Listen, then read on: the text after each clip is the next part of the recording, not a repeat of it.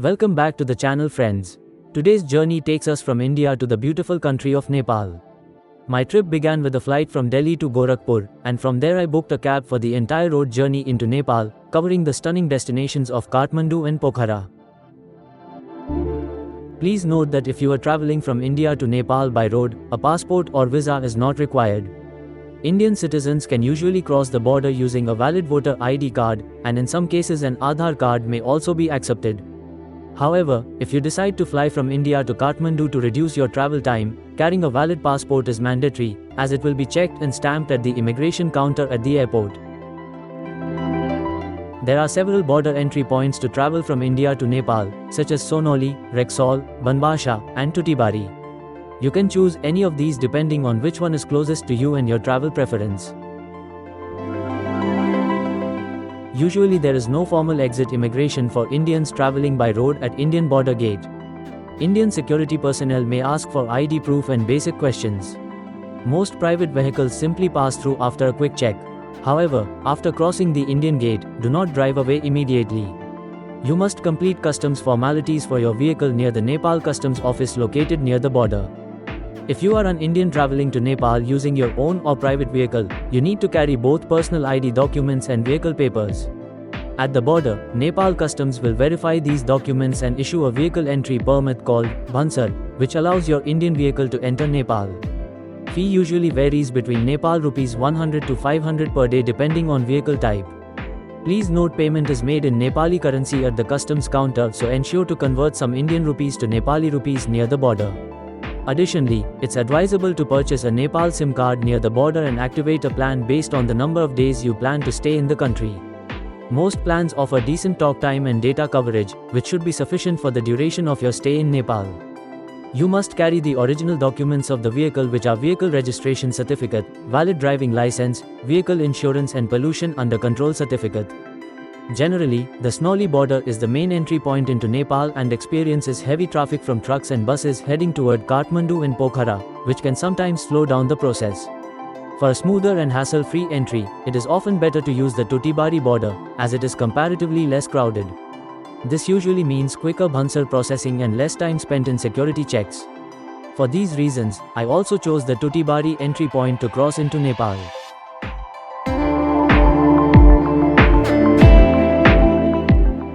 After a long journey across the India-Nepal border, we finally arrived at our stay in Kathmandu Valley, Hotel Himalaya in Lalitpur. Surrounded by lush green gardens and peaceful Himalayan vibes, this place felt like the perfect retreat to relax before exploring the beautiful cities of Kathmandu and Pokhara. It is a well-known luxury hotel located just across the Bagmati River from Kathmandu, about 7 kilometers from Tribhuvan International Airport, around 2 kilometers from central Kathmandu and only 10 to 15 minutes walk from DurbarSquare, a UNESCO World Heritage Site. Because of its central location, it provides easy access to major tourist areas like Darbar Marg, Thamal, and Kathmandu DurbarSquare. It offers around 120 plus well-appointed rooms and suites designed for comfort and relaxation. The hotel has its own international restaurant, Cafe Horizon, which serves Nepali and Indian cuisine in addition to continental and Chinese food. Hotel Himalaya is often used as a comfortable stay option near Patan DurbarSquare, offering a peaceful environment while still being close to Kathmandu's main attractions. My Nepal trip lasted 7 days in total. On the first day, I traveled from Gorakhpur to Kathmandu, covering a distance of around 330 kilometers, which usually takes about 10 hours depending on road conditions. On the second and third days, I explored some of the iconic places in Kathmandu. On the fourth day, I packed my bags and set off for Pokhara, visiting the Manakamana Temple along the way. The fifth and sixth days were spent exploring the beautiful and charming city of Pokhara. Finally, on the seventh day, I began my journey back from Pokhara to Gorakhpur, bringing my Nepal trip to an end.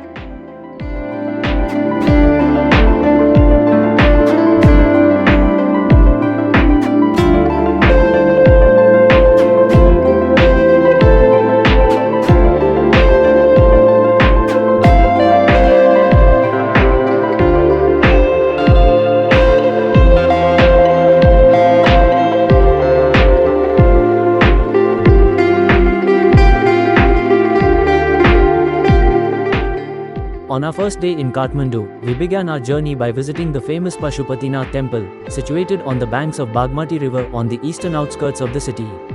It is one of the most sacred Hindu temples dedicated to Lord Shiva and is considered one of the holiest pilgrimage sites for Hindus and attracts thousands of devotees and tourists from around the world every year.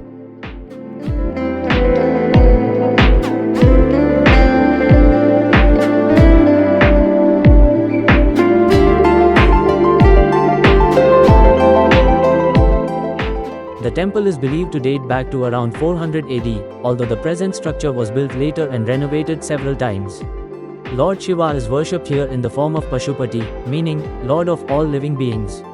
The temple holds immense spiritual importance, especially for followers of Shivism.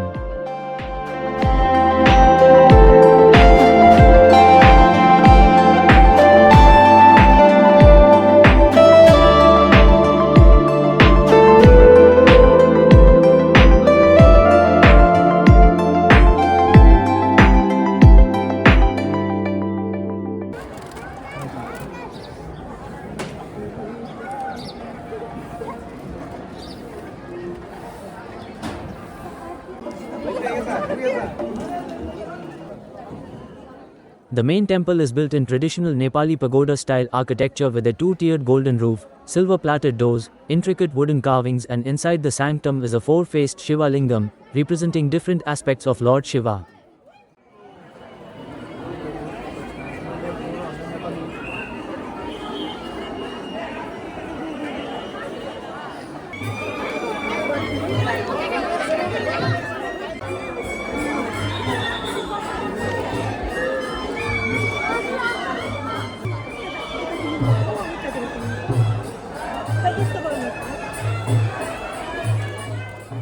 The temple complex is part of the Pashupatinath Temple Complex UNESCO World Heritage Site and includes numerous smaller temples, ashrams, monasteries and cremation ghats along the Bagmati River.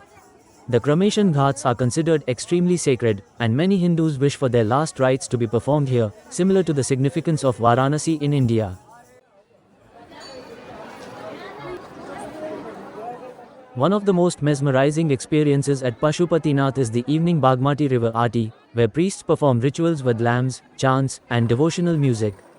The spiritual atmosphere during sunset makes it one of the most memorable moments for visitors.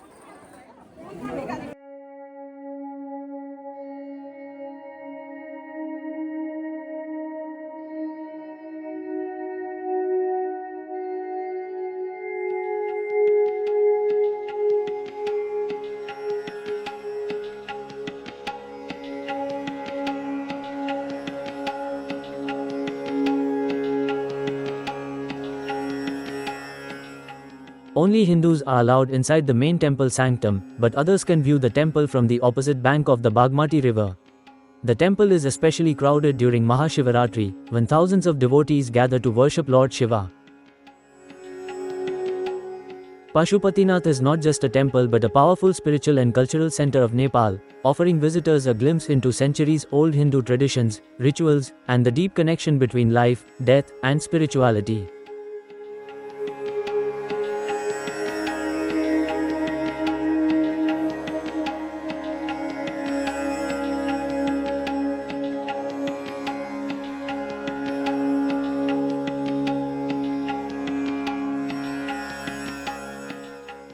Just a short distance from the sacred Pashupatinath Temple lies Guhyeshwari Shakti Peeth, one of the powerful shrines dedicated to the Divine Mother.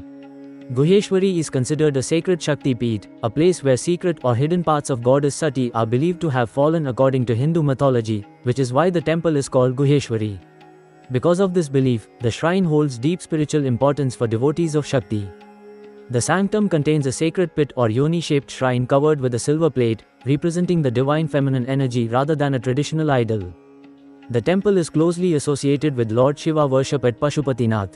Many pilgrims visiting Pashupatinath also visit Guhyeshwari to complete their Shiva Shakti pilgrimage, as both temples together symbolize the union of divine masculine and feminine energies.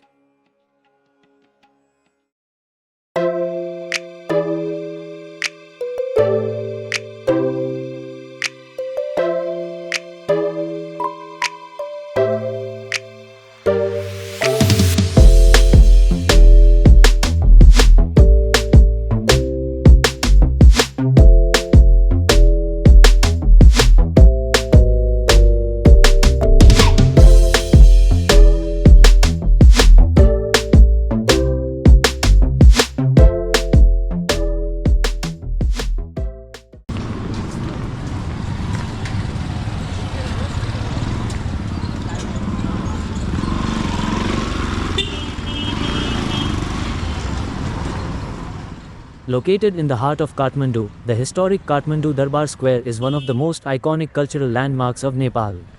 Once the royal palace of the Malar and Shah kings, this ancient square served as the political, cultural, and ceremonial center of the Kathmandu Valley for centuries.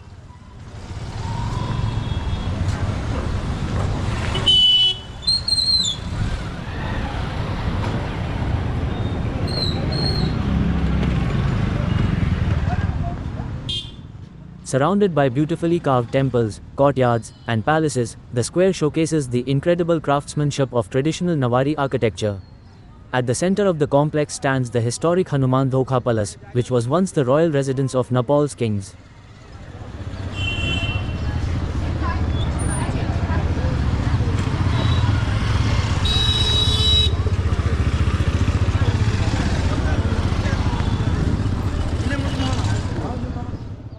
One of the most fascinating attractions here is the Kumari Ghar, the residence of the living goddess Kumari, where a young girl is worshipped as a manifestation of divine energy.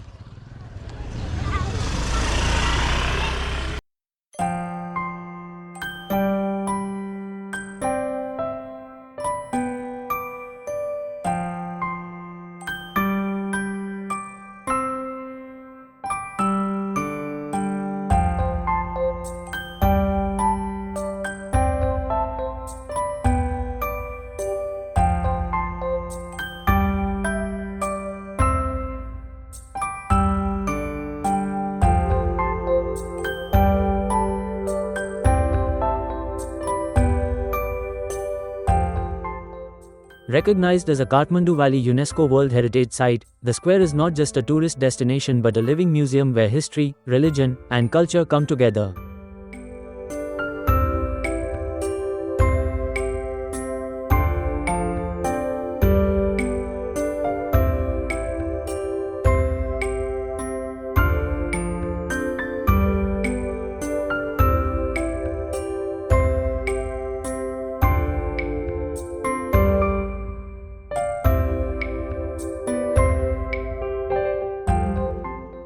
Even after the devastating 2015 Nepal earthquake, restoration efforts continue to preserve this timeless heritage site.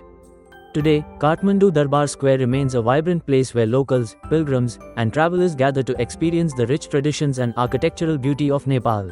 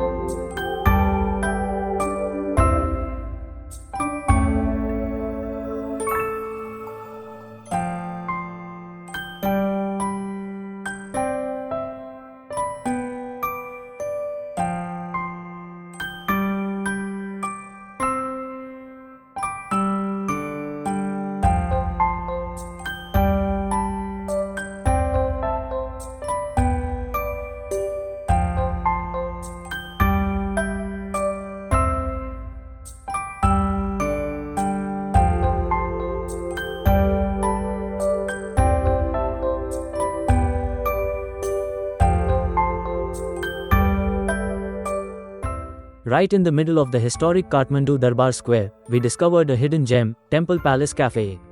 Nestled inside a traditional Nawari building, this cozy cafe offers not just delicious authentic local Nawari food but also a stunning balcony view of the centuries-old temples surrounding the square. Sitting here with a cup of coffee, watching the life of Durbar Square unfold, truly feels like stepping back in time.